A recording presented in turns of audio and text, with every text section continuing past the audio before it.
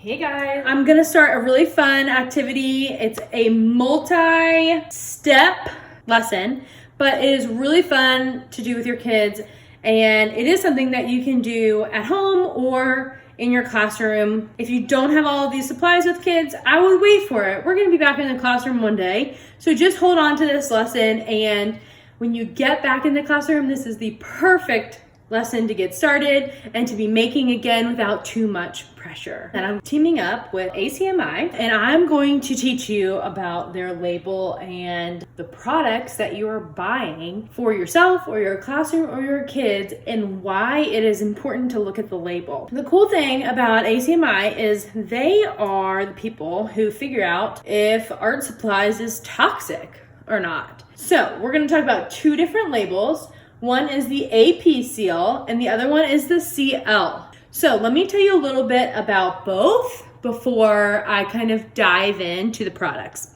So AP, okay, so let's find one. This paint right here has an AP seal on it. And the AP seal are non-toxic when used as intended. It's telling you that if you use the product correctly, you're good to go. Some products have a CL seal. And these are all of the glues that I have and are using today. It has the CL. So this is mainly for students 12 and up. So only a small percentage of materials in ACMI's program get the CL seal. All it means is that the products have been reviewed by toxicologists and aren't hazardous when used correctly. Okay, so I can't say that enough. You must be using the products correctly. So just read the label. If you don't know how to use it, or if it's a new product that you don't know anything about and it has a CL seal on it, just read the label, okay? So let's get started. So this part of the lesson, I'm going to actually be using an X-Acto knife. I'm gonna start to make some stencils for my mono printmaking on my jelly plate. And so I just made some very simple organic designs here.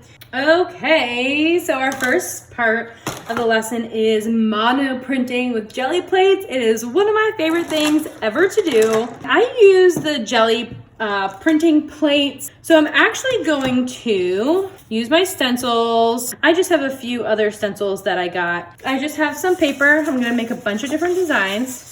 That way I can use them in my project later. Okay, so I'm just gonna start simple. I'm just gonna add some colors onto my jelly plate. I like to put it right on the plate too, especially when I first start. You don't want a lot. And now I'm gonna start to roll with my brayer. Sometimes the best designs come from mistakes, accidents, right? Okay, so very simple. I just put some paint down, and you could totally make a print from this and then print on top of, and just keep going. But I like to do at least a little something. So have lots of fun palette knives. What you can do is you can make different textures. You can do some cross hatching. You can leave this over here if you want. Maybe you want to move it off. So I could print that just as is, but I am going to put one of these plates down. Now the cool thing about this is I can take my brayer and roll over it again, or I could leave it down there and print as is. But the problem with that is because this stencil is kind of wide, all of this would be white on my paper, and I don't really want that. So I'm gonna pull this up and let's pull a print. So I'm gonna rub. So there is my first print, and I'm gonna let this dry because I'm gonna pull multiple prints from that. So I can just add more paint right onto this, because the cool thing is these textures will still be there underneath, and you'll keep pulling from those textures that you've already done. So I'm gonna throw down a couple of my stencils, and I'm gonna show you what it's like when you leave it there and then when you take it off. Cool. Now I'm gonna pull this guy up. So you can see how the stencil keeps it white, which later, if I do a fun like color on top of that, another print, and I love how these turn out afterwards, and I even love to add them to my finished product later. I'll show you that too. But mono printing and jelly printing is just mindless. You can just do whatever you want. If it doesn't work, you can let it dry and print over it again. Okay, we've already done our jelly printing. We're gonna get started on our canvas. There's a couple different parts to this because you gotta let some parts dry. But the first thing we're gonna do is start with the background and just play around with different types of techniques we can do. So if there's a spot that you really don't like while making the background, just let it go. I tell my kids all the time, make 2 marks and then erase a mark. Try to figure out different techniques while you go. Don't do the same thing over and over again. That gets boring and then you only know one technique. So I'm gonna start with a blank canvas. Any size canvas will do, but I'm just gonna start with some acrylic paint, a brayer I'm gonna use for some texture, some palette knives for some texture, just to get my background down. So I'm gonna use just a brayer to get the whole canvas and the background covered. Every time that I do this, I do something different. I don't normally start with a brayer, but here I am starting with a brayer. I love to use palette knives to move paint around. The cool thing is what's underneath and then what makes the texture too.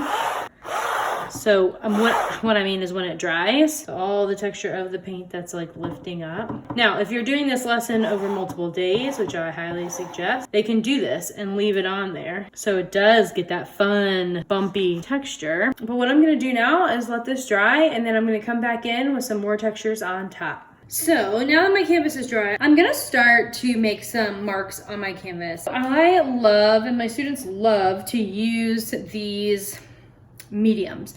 So I got an iridescent one and then a modeling paste, so super thick, super shiny.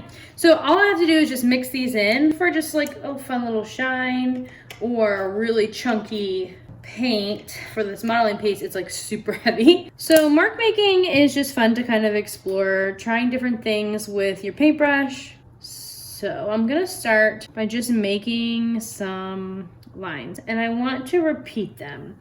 So, and vary them in size. So what I want to do is just kind of go around. I usually say about 3 different spaces, make the same line and then move on. So I made 3, I made a big one, a small one, a medium, and now let's change it up. So I have a list of things I usually give them on the table that says exactly what I want them to try doing. So overlapping an open shape or a closed. So really using the elements of art, honestly. Lots of lines and texture.